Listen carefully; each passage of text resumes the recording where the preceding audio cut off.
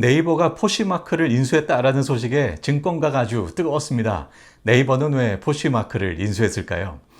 네이버가 포시마크를 인수한 목적, 의미, 앞으로 전략 생각해 보고요. 그래서 결국은 약이 될지 독이 될지 생각해 보겠습니다. 네, 포시마크 인수의 전반적인 내용 먼저 좀 알아볼게요. 인수 조건은 인수 금액이 약 2조 3천억 원이나 됩니다. 이래서 시장이 아주 뜨거웠던 거고요. 지분 100%를 인수를 하는 조건입니다. 주식 취득 예정일이 내년 4월 4일이고요. 포시마크 플랫폼의 특징을 보면 개인 간 패션 아이템 중고 거래 플랫폼입니다. 이 지역 단위로 거래를 하고요. 그래서 우리나라의 당근마켓과 유사한 그런 특징을 보이는데요.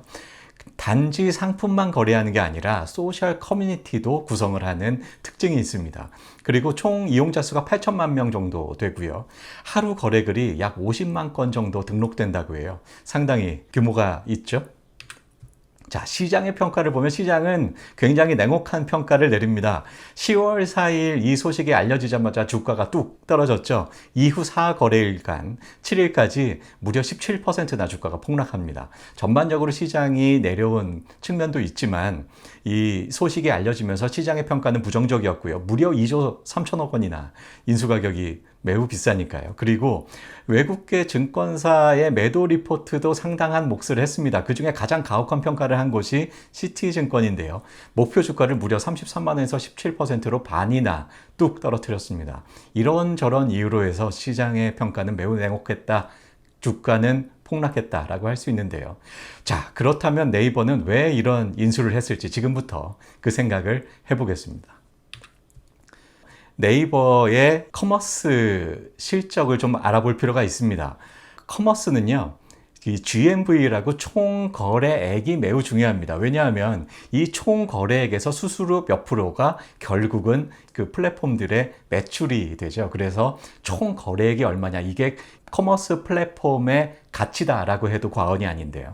지난 그 네이버 커머스의 분기별 실적, 총 거래액 GMV를 보면 21년 1분기부터 최근까지 계속해서 한 8조 원 이상으로 9조 원, 10조 원까지 성장을 해 갑니다. 성장률은 대략 한 5%에서 10% 정도의 성장률을 보이는데, 그런데 지난 1분기에 역성장을 해요. 그래서 상당히 우려가 됐었는데요. 바로 이 부분입니다. 9조 8천억에서 9조 7천억으로 역성장을 합니다. 1분기는 이런 그 온라인 업체들, 빅테크 기업들에게는 전통적으로 좀 비수기예요. 실적이 내려가는 측면이 있지만, 그렇더라도 고속 성장을 기대하는 이런 빅테크 기업에게 역성장이란 상당히 우려스러운 부분이죠. 그래서 이 커머스 부분에서 네이버가 좀 우려가 된다라고 걱정이 됐는데, 자, 2분기에는 성장률을 다행히 회복합니다. 이때 어떤 부분에서 성장률을 회복을 했냐?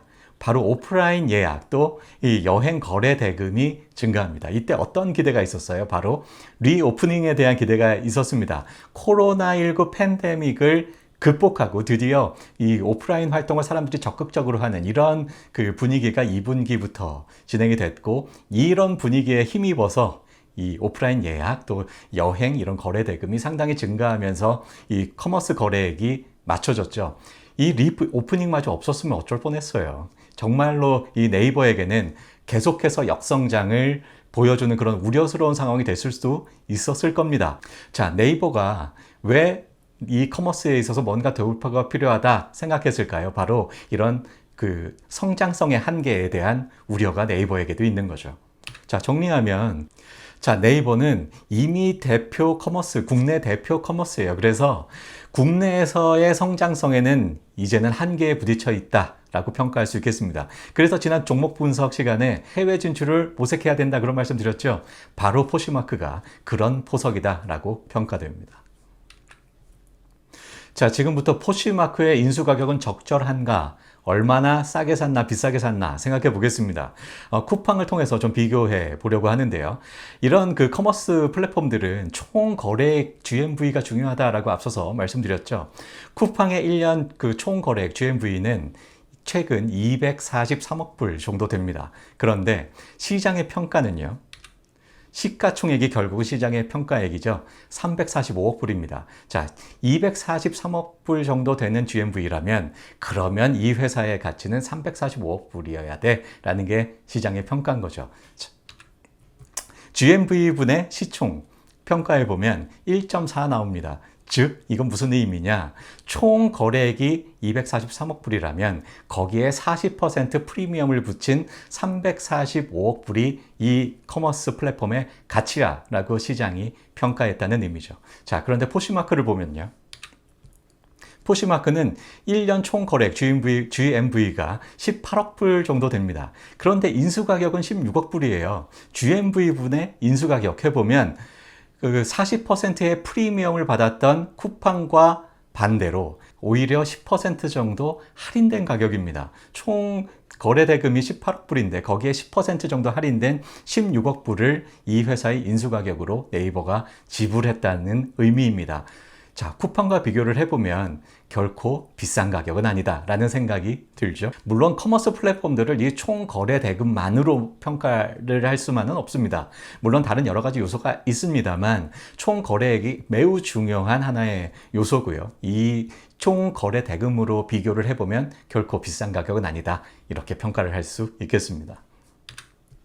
네, 네이버의 전략 한번 볼게요. 이 네이버는 어떤 전략을 지금 가지고 있는가 좀 생각을 해볼 건데요. 개인 간의 그 거래 플랫폼, C2C 플랫폼은 이미 네이버가 한국에는 크림, 일본에는 빈티지 시티, 유럽에는 베스티에르 콜렉티브라는 그 각각의 플랫폼들이 이미 있습니다. 그런데 북미에는 포시마크 이번에 인수하면서 이제는 전 세계를 아우르는 그런 C2C 플랫폼을 갖게 됩니다. 자, 이렇게 C2C 플랫폼에 왜 네이버는 열을 올릴까요? 왜냐하면 예상컨대 이 커머스 분야를 B2C에서 C2C로 진화해 나가겠다라는 게 네이버의 전략인 것 같습니다.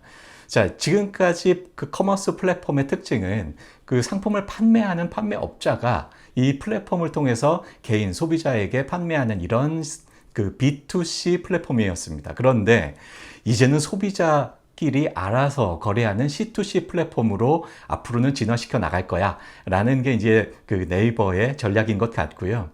이 C2C 플랫폼을 통해서 글로벌 리더십, 커머스 리더십을 갖겠다라는 게 네이버가 추구하는 방향으로 보입니다. 왜냐하면 이미 B2C 플랫폼을 걸출한 아마존 같은 회사들이 있잖아요. 이런 B2C 플랫폼으로 전 세계 커머스 플랫폼을 석권하겠다, 이건 좀 무리가 있을 것 같고요. 그래서 우리는 C2C로 갈 거야, 이런 전략이 숨어 있지 않나 예상됩니다.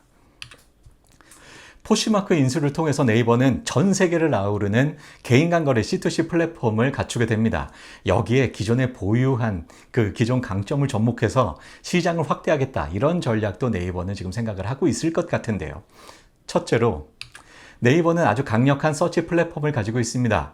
이 서치 플랫폼을 C2C 플랫폼을 접목해서 또 그 맞춤형 구매도 가능하도록 할 수 있을 텐데요. 지금까지는 이 개인 간 거래 플랫폼들은 우연히 발견되는 상품을 구매하는 이런 방식이었습니다만 아주 스마트하게 검색도 해주고 또 관심 있는 상품을 추천도 해주고 이런 방식으로 해서 맞춤형 구매가 가능한 그런 서비스가 될 수 있겠죠. 그래서 커머스 시장을 성장시키는 이런 그 전략도 생각을 해볼 수 있을 거고요. 자, 두 번째로는 이 핀테크를 또 이 그 C2C 플랫폼에 접목을 하는 겁니다. 그래서 국내에 머물러 있는 국내용 이 핀테크인 네이버페이를 전 세계에 확장하는 그런 효과도 가져올 수 있겠죠. 그리고 네이버가 지금 또 상당히 육성하고 있는 분야가 바로 컨텐츠 분야입니다. 뭐 웹툰, 웹소설, 또 K컬처 등이 있는데요.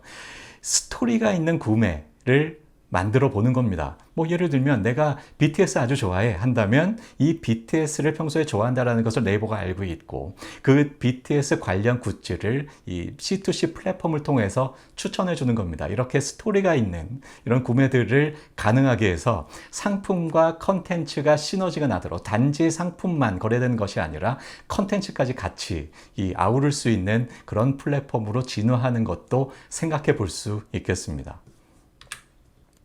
네이버는요, 지금 세계화가 아주 절실한 상황이에요. 국내에서는 커머스고 컨텐츠고 뭐 서치 플랫폼이고 시장 다 장악했잖아요. 네이버가 더 성장하려면 해외로 진출해야 되는데 그 아주 중요한 축으로 바로 이 C2C 플랫폼을 생각하고 있는 것 같습니다. 네이버의 세계화 C2C 플랫폼으로 상당 부분 도약해 보겠다, 이런 전략 숨어 있는 것 같습니다. 자, 그래서 2조 3천억 원이나 되는 금액을 아주 과감하게 베팅을 했는데요. 이게 정당화되기 위해서는 앞으로 무엇이 필요할까요? 바로 조금 전에 소개시켜드렸던 이 시장 확대를 정말 이 인수를 통해서 할 수 있을 것인가, 뭐 맞춤형 구매, 편리한 구매, 또 이야기가 있는 구매, 이런 것들을 결국은 기존의 그 사업들과 함께 시너지를 엮어가면서 만들어낼 수 있을 것인가가 바로 이 인수의 정당성을 증명해내는 방법입니다. 결국은 실적이죠. 네이버의 현재 과제는 시너지를 통한 시장 확대다라는 결론을 내릴 수 있겠습니다. 저는요, 네이버의 이번 인수를 상당히 긍정적으로 봅니다. 왜냐하면 앞서서 살펴봤듯이 2조 3천억 원, 그리 비싼 가격은 아니다라고 판단이 되고요. 그리고 지금 2조 3천억 원이 네이버에게는 그렇게 그 재무 구조를 악화시키는 그럴 정도의 금액이 아닙니다. 그렇다면 쓸 수 있는 현금을 기회가 있을 때 적절한 곳에, 시너지가 기대되는 곳에 쓴다는 것은 적절한 사업적 판단이라고 생각을 하고요. 그래서 조만간에 이 그 포시마크 인수까지 포함된 네이버의 기업 가치를 분석하고 목표 주가까지 설정을 해보는 시간을 갖겠습니다. 자, 지금까지 네이버의 포시마크 인수 생각해 봤고요. 도움이 된다, 뭐 해야 된다고요? 구독, 좋아요 부탁드리고요. 오늘은 여기까지 할게요.